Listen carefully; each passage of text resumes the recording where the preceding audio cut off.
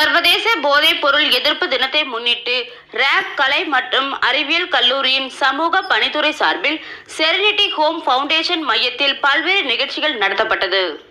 இன்றைய சர்வதேச போதைப் பொருள் எதிர்ப்பு மற்றும் சட்டவிரோத கடத்தலுக்கு எதிரான தினத்தை முன்னிட்டு ரேப் கலை மற்றும் அறிவியல் கல்லூரியின் சமூக பணித்துறை சார்பில் செரினிட்டி ஹோம் ஃபவுண்டேஷன் மையத்தில் பல்வேறு நிகழ்ச்சிகள் நடத்தப்பட்டது.